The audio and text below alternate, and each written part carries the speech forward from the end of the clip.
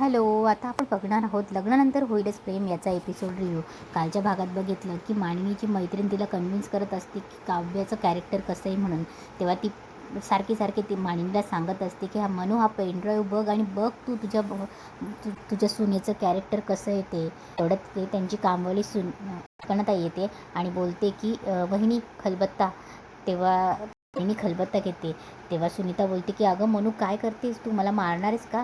काव्या हिला सांग ही काय करते, तिला सांग ना जरा की मी खरी आणि तू खोटी म्हणून. तेव्हा मानिनी तो खलबत्ता घेते आणि सुनीताच्या हातातून पेनड्राईव्ह घेऊन घेते आणि तो पेनड्राईव्ह कुटायला लागते.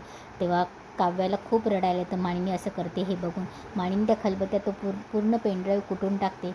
तेव्हा तेव्हा सुनीता बोलत असते की मनू काय करते, अगं मी ते फुटेज मिळवण्यासाठी किती मेहनत केली, तुझं काय चाललं आहे हे. तेवढ्यात जिन्यावरून रम्या आणि वसू खाली येत असतात. तेव्हा वसू रम्याला ओढते आणि बोलते की गप्प बस आणि त्या गुपचूप तिथून बघत असतात. तेव्हा मनू खलबत्त्यात कुटलेला तो पेनड्राईव्ह काढते आणि सरळ फेकून देते. तेव्हा सुनीता बोलत असते की काय केलंस तू हे. तेव्हा मानिनी चिडते आणि बोलते गप्प बस, मला तू आता एक क्षणही माझ्या डोळ्यासमोर नको आहेस. गणपती विसर्जनाच्या दिवशी मीच तुला घेऊन आले होते हात धरून घरात, पण आता मी आपल्या मैत्रिणीचं विसर्जन करते. तेव्हा मानिनी खूप चिडलेली असते आणि बोलते माझ्या या मंगल घरात काही अमंगल घडायला नको आहे मला, निघ इथून. आणि ती सुनीताचा हात धरते आणि सरळ तिला बाहेर काढून देते. इकडे विक्रम काव्याला धीर देत असतो. तेव्हा मानिनी येते, काव्याला धीर देते आणि काव्याला मिठी मारून रडते. वसू आणि रम्याला कळतच नसतं काय चाललंय ते. इकडे जीवा आणि नंदिनी त्यांच्या रूममध्ये असतात. जीवा रुसलेला असतो. तेव्हा नंदिनी बोलते की एवढं काय झालंय रुसायला. तेव्हा जीवा बोलतो अजिबात बोलू नकोस तू माझ्याशी. गच्चीवर काय केलंस म्हणजे ज्या पाऊसचा बॉक्स तिथे असताना अचानक गायब झाला आणि तू मला बोलते की तुम्ही खाली विसरला असाल. म्हणजे नक्की पाऊसच होता ना ते. आणि मी खाली बघायला आलो तर वरती काय पिहूने एकाच 7-8 पाऊस लावले. तेव्हा नंदिनीला खूप हसायला येत असते. नंदिनी बोलते की व्हिडिओ शूट केला ना तुम्ही, बघू. तेव्हा जीवा बोलतो की तू अजिबात विषय बदलू नकोस. तेव्हा जीवा बोलतो की अजिबात बोलू नकोस तू, पिहूला माझा पावसाचा डब्बा दिलास तू. तेव्हा नंदिनी बोलते अरे का नको देऊ, लहान आहे ती. तेव्हा जीवा बोलतो आणि म्हणून तू माझ्यातल्या लहान मुलाला निराश केलंस. तेव्हा नंदिनी बोलते हे जरा अति होते हां, जवळजवळ सगळेच फटाके तुम्ही उडवलेत आणि पार तिथे सगळे रॉकेट तुम्ही उडवलेत. नशीब काव्य तिथे नव्हती म्हणून पार्थ काही बोलले नाही. तेव्हा जीवा थोडा शांत होतो.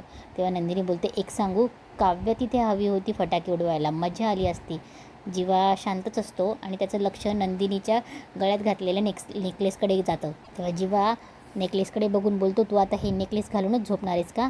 तेव्हा नंदिनी बोलते अरे काढायचं विसरली, सॉरी. तेव्हा नंदिनी ड्रेसिंग टेबल जाऊन नेकलेस काढत असते पण तिला काढताच येत नसतो. तेव्हा नंदिनी बोलते जीवा एवढा नेकलेस काढायला मदत करा ना. तेव्हा जीवा येतो. तेव्हा जीवा नेकलेस तिला काढायला मदत करत असतो. तेव्हा नंदिनीचे केस अडकतात.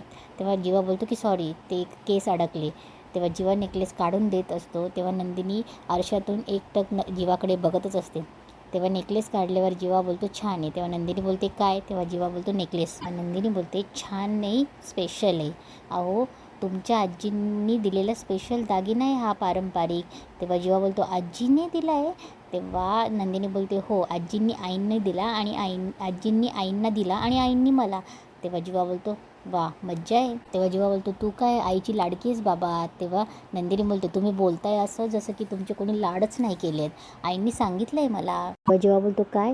तेव्हा नंदिनी बोलते तुमच्या आजींबद्दल, तुम्ही तुमच्या आजींच्या गळ्यातल्या ताईत होता, ताईत हो ना. तेव्हा जीवा बोलतो ताईत नाही, डोक्यावरचा ताज होतो. तेव्हा जीवा सांगत असतो की आई आहे ना मला कधीच बाहेर खायला पैसे द्यायचे नाही, पण संध्याकाळी ना आजी मला 8 रुपये द्यायची. तेव्हा नंदिनी बोलते 8 रुपये आणि 8 रुपये का. तेव्हा जीवा बोलतो अगं तेव्हा 8 रुपयाला 12 पुऱ्या भेटायच्या. तेव्हा नंदिनी बोलते अच्छा, आणि मग ती सगळी पाणीपुरी तुम्ही एकटे खायचाल, तुमच्या पार्थ दादाला देत नसाल. तेव्हा जीवा हसतो आणि बोलते अगं आजीचं आणि पार्थचं अजिबात जमायचं नाही, त्यांचा दोघांचा ना 36चा आकडा होता. कारण आजीनं त्याला सतत पाय चेपायला लावायचे आणि हा वरच्यावर पाय चेपून पळून जायचा. पण आमचं खूप छान बॉन्डिंग होतं, खूप जीव होता तिचा माझ्यात. आमची दोघांची ना घट्ट अशी खास मैत्री होती. तेव्हा नंदिनी बोलते म्हणूनच तर त्यांनी त्यांचा पारंपरिक दागिना तुम्हाला दिला होता. जीवा थोडा शांत होतो. जीवाच्या मनात काहीतरी चालू असतं. तेव्हा नंदिनी बोलते हो ना, आजीने दिलेला दागिना तो पारंपरिक त्यांच्या वाढदिवसाच्या दिवशी तुम्ही काढून त्याची पूजा करतात, बकुळीची फुलं वाहतात. तुम्ही कधी सांगितलं नाही, इतका खास दागिना आहे, मला कधी दाखवला नाही. तेव्हा जीवा थोडा गडबडतो आणि बोलतो दाखवीन ना, वेळ आली की दाखवीन. तेव्हा नंदिनी बोलते नाही नाही मला आत्ता दाखवा ना. तेव्हा जीवा बोलतो मला झोप आली, मी झोपतो. जीवा झोपून जातो. तेव्हा नंदिनीला थोडं वाईट वाटतं. अरे यांना अचानक काय झालं. तेव्हा नंदिनी विचारात पडते. इकडे रम्या आणि वसू तो पेनड्राईव्ह उचलून आणतात. तेव्हा वसू रम्याला बोलते काय गं लागतोय का तो पेनड्राईव्ह. तेव्हा तो पेनड्राईव्ह लागत नसतो. तेव्हा रम्या बोलते अगं नाही ना. तेव्हा रम्या बोलते मला वाटतं तो चपटा झाला ना म्हणून लागत नाही. तेव्हा वसू बोलते असं कसं चपटा झाला. तेव्हा रम्या बोलते नाही होणार तर काय, मामीने खलबत्त्यात टाकून कुटलं आहे त्याला, मग असं चपटा नाही होणार. तेव्हा रम्या बोलते मला असं वाटलं होतं ना या पेनड्राईव्हमध्ये काहीतरी भेटेल आपल्याला, पण गेला तो पण पाण्यात. तेव्हा वसू बोलते रम्या पेनड्राईव्ह पाण्यात जरी गेला ना तरी तो दुरुस्त होतो. टेक्नॉलॉजी किती पुढे गेली आहे माहिती आहे ना. तेव्हा रम्या बोलते मी ना हा पेनड्राईव्ह सर्व्हिस सेंटरला पाठवते आणि बघते दुरुस्त होतो आहे की नाही. तेव्हा वसू बोलते नक्की होणार. वसू बोलते रम्या अगं या पेनड्राईव्हमध्ये नक्कीच काहीतरी असणार, कारण की जेव्हा जेव्हा माणिनीचा सूर चढतो ना तेव्हा नक्कीच काहीतरी घडत असतं. तेव्हा रम्या बोलते आणि आई ज्या बाईला मामी बाहेर काढत होती ती तिची मैत्रीण होती ना गं. तेव्हा रम्या बोलते असं का करत होती गं मामी. तेव्हा वसू बोलते काय माहीत. वसू बोलते हे बघ आता हा पेनड्राईव्ह आहे ना याच्यावरून आपल्याला कळेल, म्हणून आपल्याकडे आहे अजून काहीतरी पुरावे. तेव्हा रम्या बोलते इतकी उडू नकोस, कारण की माहिती आहे ना आपण जास्त उडायला लागतो आणि तोंडावर पडतो. तेव्हा वसू बोलते कधी पडलो गं तोंडावर. तेव्हा रम्या बोलते विसरलीस, ते आनंद निवास नंदिनीकडनं काढून घेतलं होतं ना, आता त्या जीवाने ते आनंद निवास कायमचं विकत घेतलं आहे. तेव्हा वसू बोलते हो ना दिवाळीच्या गडबडीत विसरलीच होती, कायम त्याने आनंद निवास घेतलं ते पण 10 करोडला. कुठून आले का एवढे पैसे. तेव्हा रम्या बोलतील असतील का त्याची इन्व्हेस्टमेंट. एवढं काय त्यात. रम्या बोलते. तेव्हा वसू बोलते वेडी आहेस का, एवढे पैसे. आणि त्याने विक्रम कडनं किंवा मानिनीकडनं मागितले असते ना तर विक्रमने त्याला 100 प्रश्न विचारले असते कशासाठी काय, आणि घरात तमाशे पण झाले असते. पण असं काहीही झालेलं नाही आहे. तेव्हा रम्या बोलते पण आई जीवाने स्वतःच्या जीवावर इतके पैसे 10 करोड रुपये आणले कुठून. तेव्हा वसू बोलते तेच तर रम्या आपल्याला ना हे शोधून काढायला पाहिजे. जीवा आणि नंदिनी झोपलेले असतात. जीवा नंदिनीकडे बघत असतो. त्याला तेच आठवत असतं की नंदिनी त्याला विचारते की जीवा दाखवा ना तो दागिना मला. तेव्हा जीवाला तेही आठवतं.